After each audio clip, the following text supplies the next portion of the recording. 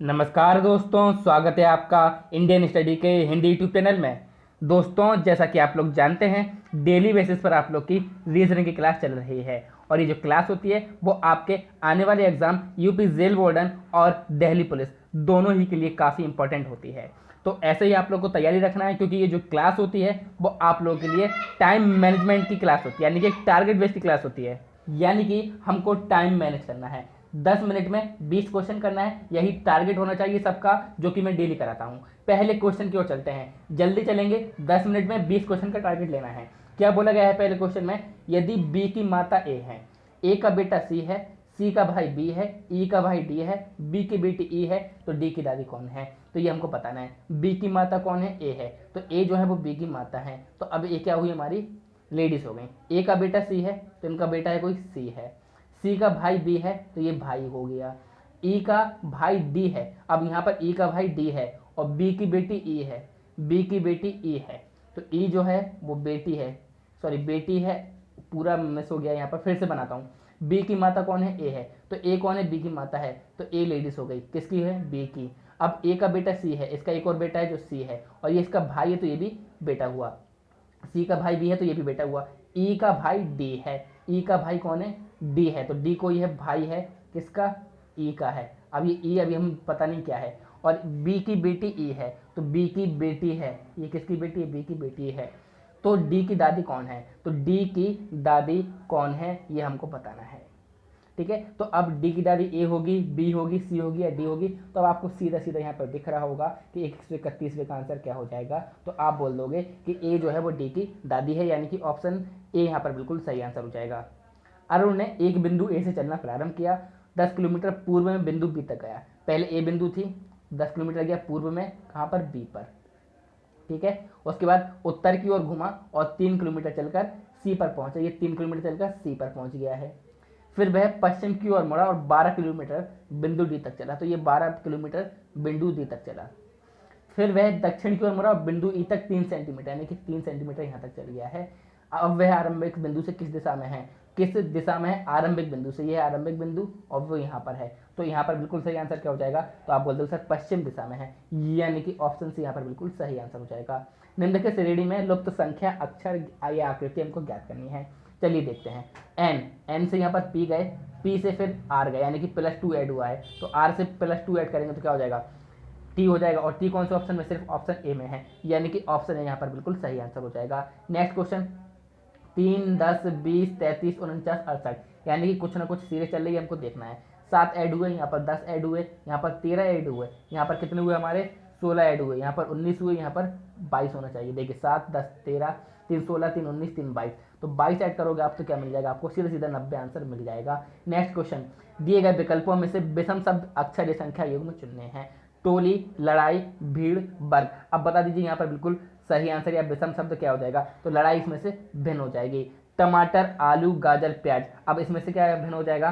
तो देखिए इसमें कुछ चीज़ें हैं जो ज़मीन के ऊपर पैदा होती हैं, लेकिन टमाटर जो ज़मीन के ऊपर पैदा होता है क्योंकि ये पेड़ पर पैदा होता है। यदि गार्डन को कूट अंकों में 325764 और वाटर को 92165 लिखा जाए तो वार्डन को क्या लिखा जाएगा? डब्ल्यू का कोड यहाँ पर क्या दिया है? 9 दिया है, तो 9 से सभी स्टार्ट है। एन का कोड क्या दिया है? यहाँ पर 4 दिया है, तो 9 और 4 सारे ही जो हैं 9 और 4 पर क्या है हमारे? शुरू और ख़त्म है। अब यहाँ पर देखिए 5, एक या क्या है यहाँ पर? 2 है, और 2 सिर्फ ऑप्शन ए में है, यानी कि ऑप्शन यहाँ पर बिल्कुल सही आंसर हो जाएगा। यदि स्टूडेंट को किसी कूट भाषा में RUTEDOS लिखा जाए तो किस शब्द को उसी कूट भाषा में RDGPKVQ लिखा जाएगा? तो देखिए इसका आंसर किस प्रकार से हम लोग करेंगे। तो देखिए कुछ नहीं करा है, एस का आर यानी कि -1 कर दिया, टी का यू +1 कर दिया यहाँ पर, फिर ये यू का टी -1 कर दिया, डी का ई +1, यानी कि -1 +1 -1 +1 ये सीरीज चल रही है, तो ये सीरीज इसमें चला दीजिए RDGKPKQ में। ठीक है, तो -1 करेंगे पहले आर में, सॉरी आर में +1 करेंगे तो एस हो जाएगा। ठीक है, अब एस हो गया, एस के बाद क्या करेंगे हम लोग? -1 करेंगे तो सी हो जाएगा, सी के बाद फिर से -1 करेंगे तो एच हो जाएगा, तो SCH सिर्फ ऑप्शन डी में दिख रहा है। नेक्स्ट क्वेश्चन, दिए गए विकल्पों में से लुप्त संख्या ज्ञात करनी है। देखिए 24 और यहाँ पर 60 है, उसी प्रकार से 120 का रिलेशन क्या हो जाएगा? तो 24 का 2.5 टाइम्स होता है 60, तो 120 का 2.5 टाइम्स कितना होता है? तो आप लोग क्या बोलोगे? सर 120 का 2.5 टाइम्स गुणा करवा दीजिए, तो 120 दूनी 240 होता है। अब 240 में आप 120 का आधा यानी कि 60 जोड़ दीजिए, तो कितना हो जाएगा हमारा? 300 हो जाएगा। नेक्स्ट क्वेश्चन, अंग्रेजी वर्णमाला में आपके दाएं 7वें अक्षर के बाएं 5वां अक्षर कौन सा होगा? दाएं से 7वें अक्षर के बाएं 5वां अक्षर, यानी कि दाएं से 12वां अक्षर पूछ रहा है, ये सीधा सीधा सिर्फ घुमाया है, तो दाएं से 12वां अक्षर आपको बताना है, तो क्या हो जाएगा? ओ हो जाएगा, यानी कि ऑप्शन डी यहाँ पर बिल्कुल सही आंसर हो जाएगा। 1 जनवरी 2018 को सोमवार था, तो 1 जनवरी 2019 को कौन सा दिन होगा? अब देखिए ये लीप ईयर से या नहीं है।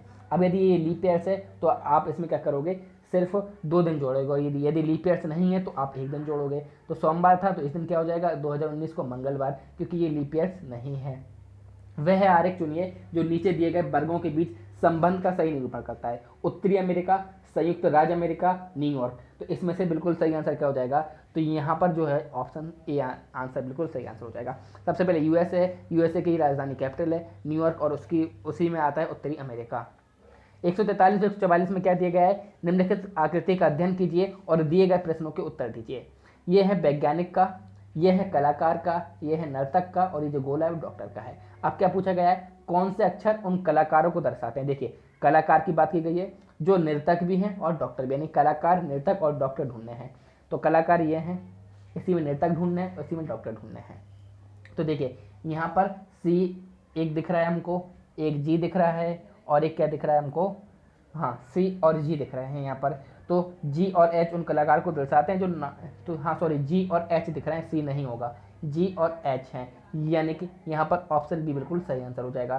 चित्र के संदर्भ में कौन सा अक्षर कलाकारों को दर्शाता है जो केवल डॉक्टर और नर्तक हैं? केवल डॉक्टर और नर्तक हैं, ये देखना है हमको। तो सिर्फ यहाँ पर देखिए डॉक्टर और नर्तक, तो डॉक्टर और नर्तक हैं सिर्फ। तो देखिए ये डॉक्टर में जी आ रहा है, सिर्फ क्या है? जी है, यानी कि ऑप्शन यहाँ पर बी बिल्कुल सही आंसर हो जाएगा। बी से ए अधिक अमीर है, ए से सी अधिक अमीर है, सी से डी अधिक अमीर है, ई सबसे अधिक अमीर है। तो सबसे पहले तो ई सबसे अधिक अमीर है, ये हमको बात पता चल गई है। उसके बाद क्या है? डी जो है वो सी से अधिक अमीर है, तो डी जो है वो सी से अधिक अमीर है। ए जो है वो सी से अधिक अमीर है, ए जो है वो सी से अधिक अमीर है, सॉरी ए से सी अधिक अमीर है, तो सी ज़्यादा अमीर है, ए कम है।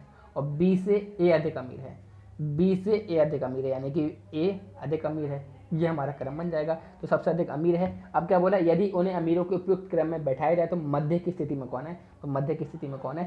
सी है, यानी कि ऑप्शन सी यहाँ पर बिल्कुल सही आंसर हो जाएगा। नीचे दिए हुए विकल्पों में से उस विकल्प का चयन कीजिए जिसमें दी हुई संख्याओं का समूह प्रश्न में दी हुई संख्याओं के समूह के समान हो गया। तो दिया गया समूह क्या है? 3, 9, 11। तो देखिए यहाँ पर क्या सीरीज चल रही है? 3 तिरका 9 और 9 और 2 11, इस प्रकार से चल रही है। तो 5 55 25 हो रही है, यहाँ पर 6 3 36 हो रहा है, 7 2 49 हो रहा है, 8 2 16 होता है। तो अब आप कैसे बोलोगे सर कि यहाँ पर एक चीज़ आपको आंसर देना है? तो यहाँ पर आप देख रहे होगे कि 6 6 36 और 36 में हम दो जोड़ेंगे तो 38 होगा।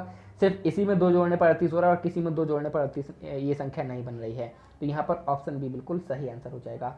प्रश्न आकृति की पहली आकृति से दूसरी आकृति में जो समानता है वही समानता प्रश्न आकृति की तीसरी आकृति से, यानी कि इसमें जो समानता है उसी में समानता यहाँ पर होगी। अब ये देखना है, यहाँ पर देखिए, हाँ चलिए डायरेक्ट फिगर देखेंगे हम लोग, फिगर से समझ में आ जाएगा, क्योंकि यहाँ पर एक रेक्टेंगुलर था और एक ये था। अब यहाँ पर क्या हो जाएगा? तो आप लोग बोल दोगे सर, सीधे सीधे बोल दोगे कि सर इसका आंसर जो है वो ऑप्शन डी हो जाएगा। क्या हो जाएगा? ऑप्शन डी इसका बिल्कुल सही आंसर हो जाएगा। नेक्स्ट क्वेश्चन को चलते हैं।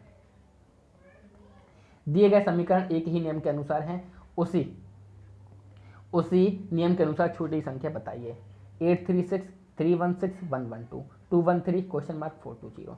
अब ये देखना है। तो देखिए ये 7 से विभाजित है, ये भी 7 से विभाजित है, ये भी 7 से विभाजित है पूर्णतः। अब 213 किस से विभाजित है? तो 213 जो है हमारी वो 3 से विभाजित है। 420 भी 3 से विभाजित है। तो इन्हीं में से ऐसी संख्या देखी जो 3 से विभाजित है। तो आप बोलोगे सर 243 सीधी सीधी दिख रही है, यानी कि ऑप्शन सी यहाँ पर बिल्कुल सही आंसर हो जाएगा। कमल अपनी बहन सीता से 5 गुना बड़ी है। जो कमल है अपनी बहन सीता से 5 गुना बड़ी है, कमला होगा। जो अपने भाई राम से 2 वर्ष छोटी है। यदि राम 8 वर्ष का है, अब देखिए राम कितने का है? 8 वर्ष का है, ठीक है। तो कमल या कमला की आयु क्या होगी? कमला अपनी बहन सीता से 5 गुना बड़ी है, जो अपने भाई राम से 2 वर्ष छोटी है।